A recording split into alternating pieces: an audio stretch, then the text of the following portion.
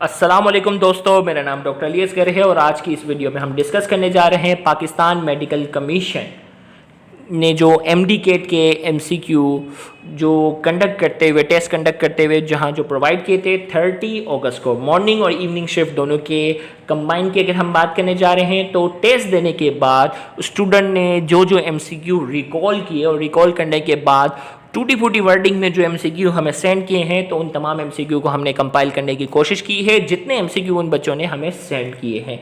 तो आज की इस वीडियो में उन एमसीक्यू को ना सिर्फ हम समझने जा रहे हैं, डिस्कस करने जा रहे हैं, उन तमाम को हम सॉल्व पूरा प्रॉपरली बाकायदा सॉल्व भी करेंगे। तो आज के इस लेक्चर को शुरू करने से पहले आपसे एक बार रिक्वेस्ट करेंगे कि अगर आपने अब तक हमारे इस चैनल को सब्सक्राइब नहीं किया जो कि सिंध बोर्ड टीचिंग के नाम से है तो काइंडली आज ही आप हमारे इस चैनल को सब्सक्राइब करें और साथ ही साथ बेल आइकन को लाजमी क्लिक करें ताकि हमारे अपलोड करदा तमाम इंपॉर्टेंट वीडियोस की नोटिफिकेशन आपको रिसीव हो सके। तो आइए स्टार्ट करते हैं। सबसे पहले केमिस्ट्री पोर्शन और फिर इसके बाद इंग्लिश और लॉजिकल रीजनिंग क्वेश्चन जो बच्चे हमें प्रोवाइड करने में कामयाब हो सके हैं, क्योंकि बहुत से एमसीक्यू हैं जो बच्चे रिकॉल सही तरीके से नहीं कर सके। कोवेलेंट बॉन्ड बिटवीन मोनोसेक्राइड्स, याद रखिएगा मोनोसेक्राइड्स के दरमियान जो कोवेलेंट बॉन्ड होता है उसे क्या कहते हैं? Glycosidic bond. क्या कहते हैं उसे हम? Glycosidic bond. और अगर इसकी जगह अमाइनो एसिड होता covalent bond between amino acids तो आपका आंसर होगा peptide bond. Covalent bond between amino acid peptide bond. Covalent bond between monosaccharides के दरमियान जो बॉन्ड होगा वो ग्लाइकोसाइडिक बॉन्ड होगा। Next is the electrode through which electrons enter the electrolytic solution is. याद रखिएगा वो कौन सा इलेक्ट्रोड है जिससे इलेक्ट्रॉन जो है वो इलेक्ट्रोलाइटिक सोल्यूशन में क्या होता है? दाखिल होता है। और इंटरेस्टिंग बात, कल के यानी 30 अगस्त के मॉर्निंग में भी यही एमसीक्यू आया है और इवनिंग में भी ये एमसीक्यू आया। तो पीएमसी का यहाँ दावा जो है ये मुकम्मल तौर पर जो है वो फेल हो जाता है कि हम जो है वो पूरे 30 दिन तक जो है वो अलग अलग एमसीक्यू जो है वो क्या करेंगे, हम कंडक्ट करेंगे ताकि कोई नाइंसाफ़ी ना हो। तो मॉर्निंग शिफ्ट का जो एमसीक्यू था वही इवनिंग शिफ्ट में क्या हुआ है, बाकायदा ये एमसीक्यू रिपीट हुआ है। और इसके अलावा बहुत से बच्चे जो एमसीक्यू बेशक वो रिकॉल ना कर सके लेकिन उनका कहना था कि मॉर्निंग शिफ्ट के बहुत से एमसीक्यू जो है वो इवनिंग में भी रिपीट हुए हैं। अब कितनी सदाकत है, लेकिन मॉर्निंग और इवनिंग के अंदर ये एमसीक्यू जो है वो दोनों शिफ्टों के अंदर ये एमसीक्यू रिपीट हुआ। The electrode through which electron इंटर्स the electrolytic solution is. अब मैं आपको थोड़ा समझाता हूं भाई। इलेक्ट्रोलाइटिक सोल्यूशन है ना,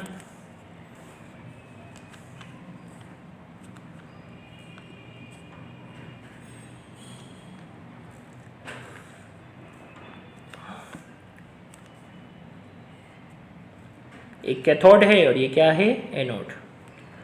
अब क्या होता है, कैथोड बैटरी के नेगेटिव से कनेक्ट होता है और एनोड जो है वो बैटरी के पॉजिटिव से। इसके पास एक्स्ट्रा इलेक्ट्रॉन है, लिहाजा इलेक्ट्रॉन यहाँ से निकल कर, इलेक्ट्रॉन क्या होते हैं, यहाँ से निकल कर इलेक्ट्रोलाइटिक सोल्यूशन में दाखिल होते हैं और यही इलेक्ट्रॉन ट्रेवल करते हुए कहाँ आते हैं? एनोड पर जाते हैं और सर्किट क्या होता है? मुकम्मल होता है। तो हमसे कहा जा रहा है कि वो कौन सा इलेक्ट्रोड होता है जिससे इलेक्ट्रॉन जो है वो इलेक्ट्रोलाइटिक सोल्यूशन में क्या होते हैं? इंटर होते हैं, दाखिल होते हैं। तो आंसर क्या आ जाएगा? आंसर हमारे पास जो होगा वो कैथोड होगा। और अगर इसका अपोजिट होगा वो कौन सा इलेक्ट्रोड है जिससे इलेक्ट्रॉन जो है वो रिमूव होते हैं इलेक्ट्रोलाइटिक सोल्यूशन से, तो आपका आंसर क्या हो जाएगा? एनोड। इंटर हो रहे हैं कैथोड से और रिमूव हो रहे हैं एनोड से। इंटर कैथोड से होंगे और रिमूव किससे होंगे? एनोड से। तो लिहाजा इसका करेक्ट आंसर हमारे पास क्या है? कैथोड। फिर इसके बाद है most common reaction showed by alkyl halide. Alkyl halide ज़्यादातर कौन से रिएक्शन शो करते हैं?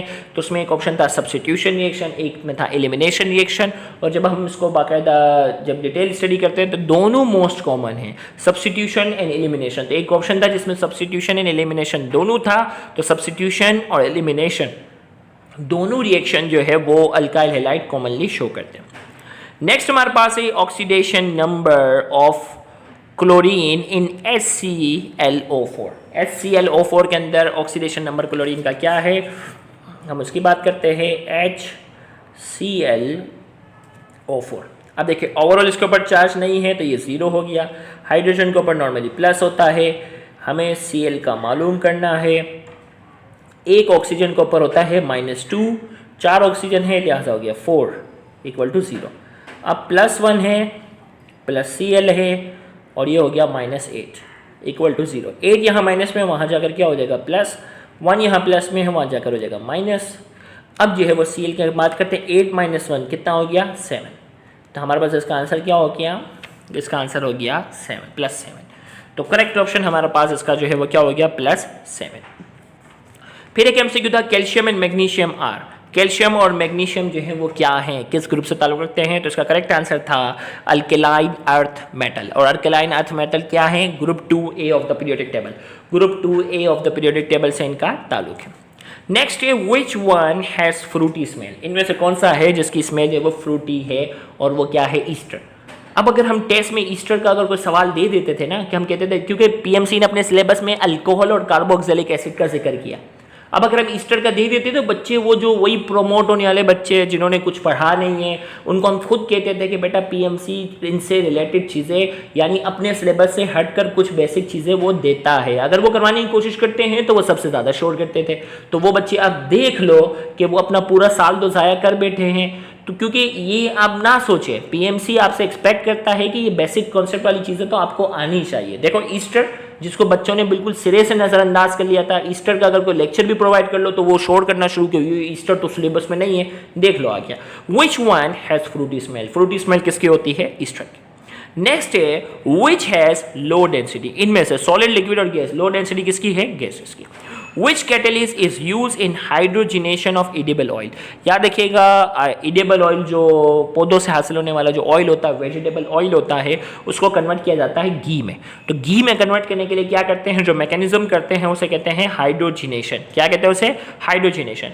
तो हाइड्रोजिनेशन ऑफ edible oil, खाने का जो ऑयल होता है, वेजिटेबल ऑयल होता है, इसकी हाइड्रोजिनेशन के लिए, उसकी हाइड्रोजिनेशन के लिए कौन सा कैटलिस्ट इस्तेमाल होता है, तो वो कैटलिस्ट कौन सा है, वो कैटलिस्ट होता है निकल। इसी तरीके से energy from endothermic reaction come from, energy four, this is not from, this is four ना, ये फोर था, मैं इसको फोर कर देता हूं। Energy for endothermic reaction, endothermic reaction के लिए जो एनर्जी आती है ना, इसको इस रिएक्शन को कंप्लीट होने के लिए एनर्जी चाहिए, तो एनर्जी कहां से आती है, सराउंडिंग से, क्योंकि हम एक्सटर्नली क्या करते हैं, हीट एनर्जी क्या करते हैं, प्रोवाइड करते हैं।